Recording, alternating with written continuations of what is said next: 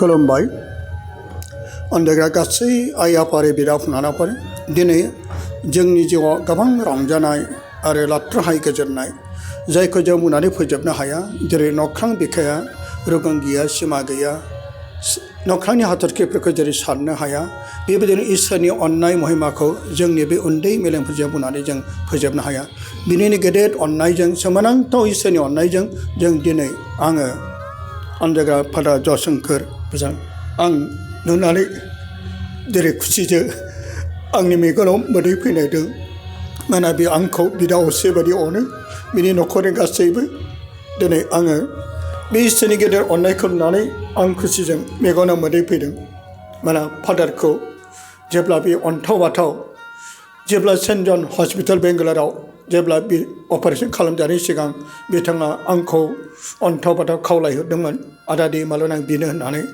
आरो बिथांनि बे फनखौ जेब्ला फैयो अब्ला बिथांनि थाखाय आङो आंनि इउटिउब चेनेलाव आरो माखासे फेसबुकआव आं गोबां फोथायारि जोंनि बिश्वास फादार सिस्टार ब्रादार आरो गासै जायहा इसोरखौ अनो बिथांमोननि फारसे खावलायनायाव नोंथांमोननि गोबांथार अननाय आरो इसोरनाव बिसनायजों जोङो दिनै अनजाग्रा फादार ज'शंकर जायो जानो हागौ बे इसोरनि गेदेर अननाय आरो बेयो जोंनिनो अल बर' कैथलिक एस'सिएशननि गेदेर अननाय जाय आर्चबिशपनि अननायजों बिथांखौ एडभाइजार हिसाबै बिथांखौ दोननो थाखाय आर्चबिशपनि बिथोन बायदि बिथाङा जोंनि अल बर' कैथलिकनि सासे मोजां जिउआव इसोरनि स्पिरिचुवेल जिउनि दैदेनजानाय फादार ज'शंकर दिनै बिथांखौ जों लोगो मोनफैफिननानै दिनै आं जोबोद रंजानायजों खुसिजों गाबनो सानब्लाबो हमथानानै दिनै खुसिनि मोदैजों दिनै आङो बे समाव मानगोनां जोंनि फादार ज'शंकरखौ लोगोसे मोननायजों जोंनि मानगोनां अल बर' कैथलिक एस'सिएशननि आबकानि जाय फंबाय जस इस्लारि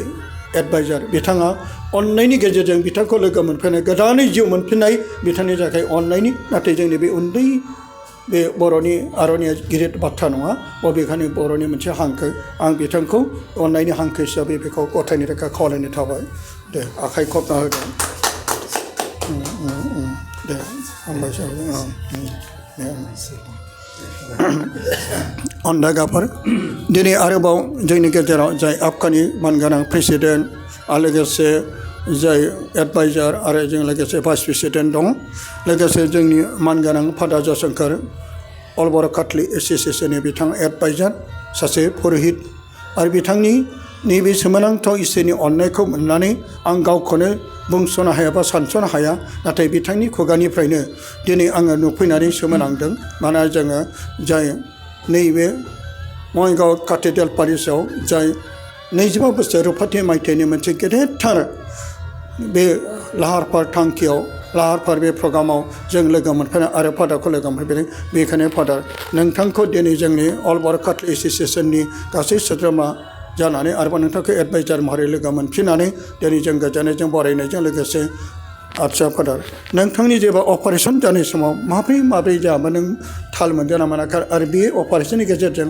नोंदि दिनै गोदान जिउ मोनफिनबाय जिसुनि सोमोन्दै लोगोसे नोंनि थाखाय गोबां फोथायारिफोर गासै फोथायारिफ्रा नोंनि थाखाय बिदों गाबदों बेनि थाखाय बिसोर साफ्रोमखौबो हामबाय होनायजों लोगोसे जोंनि एसे फंनैसो बे दुखुनि गेजेरजोंब्लाबो रंजानायजों खुसिजों बुंनो हागोन नामा दा गिबियावनो बयनिबोसिम खुलुमबाय जिसुआ बाख्नाय जाथों आरो दिनैनि बे 25 सिलभार जुबलि खुंनायावहाय जोंनि अल बड' Catholic association president adviser prayer ग्रुपनि जयैनो फैनानै आंखौ लोगो हमफैबाय आं जोबोद रंजादों आं जोबोद खुसि जादों आरो बेबादि समावहाय आङो जोबोद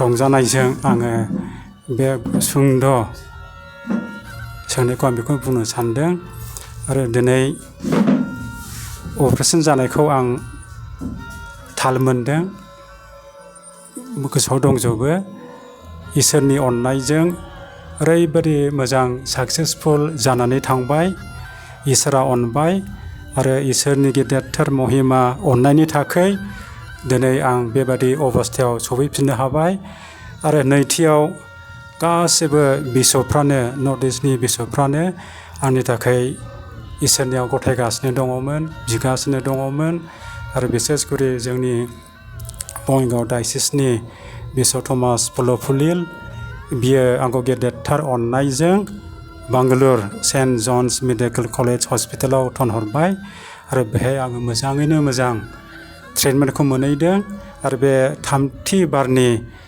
अपारेशनाबो इसोरनि अननायजों बिशपफोरनि अननायजों फादारफोर सिस्टारफोर आरो गासिबो जायफ्रा फोथायारिफोर बिसोरनि बिनायजों आङो दिनै लासै लासैनो मोजां देहा गोख्रों देहाखौ मोनफिनगासिनो दङ दा बेनिखायनो आङो जोबोद रंजायो आरो आङो जोबोद खुसि जायो दा बेनिखायनो बेबादि दिनैनि रंजानायनि दिनाव खुसिनि दिनाव आङो इसोरखौ हामबाय होनो सानदों बे बङाइगाव डायसिस सिलभार जुबलिखौ खुंनायजों लोगोसे आङो गासिबो बिशपफोर फादार्सफोर सिस्टारफोर गासिबो ले फेथफुल जायफ्रा आंनि थाखाय बिनानै होबाय बिसोरनि अननायजोंसो बिसोरनि बिनायजों इसोरनि बोरजों आं दिनै मोजां देहाखौ मोनफिनबाय दा बेनिखायनो दा बेबादि समावहाय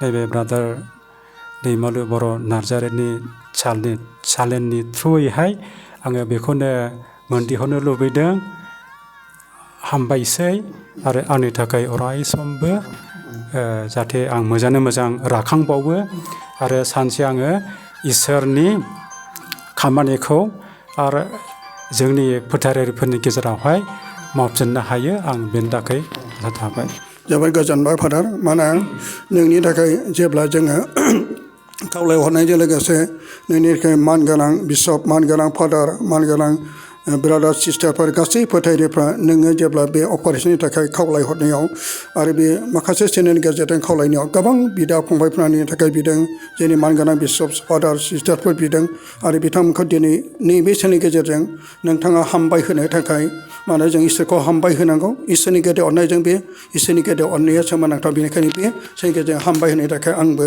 आंनि गोजोननिफ्राय नोंखौ हामबाय होनाय जाबाय आरो दे हामबायसै गोजोन्थों दे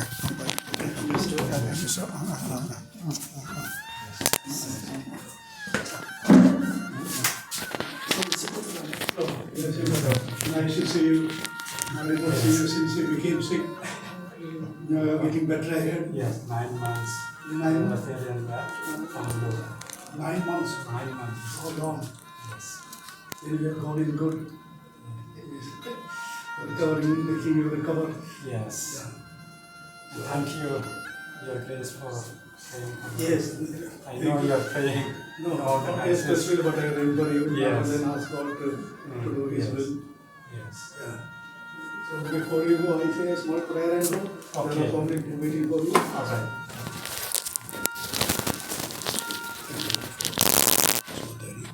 Lord, you have selected him, you have appointed him as a priest.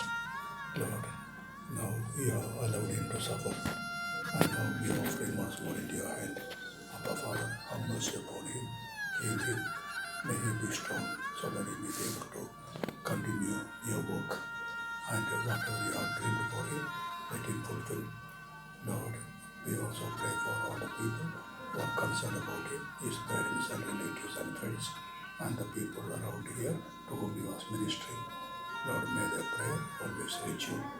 Lord, give health of mind and body to Father Joe Shankar. May he be able to get it and go ahead. May the Mother of Jesus and our own Mother be a mother to Joe Shankar.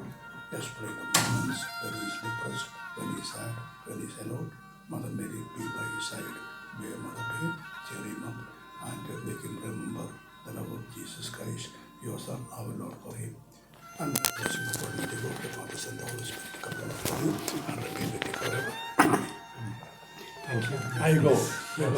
I want to go, and there are many people who are waiting to see you. Sing ekta ko lugu mulai kan. Sing si photo lana. Kailan siya kung phone kalam ng go.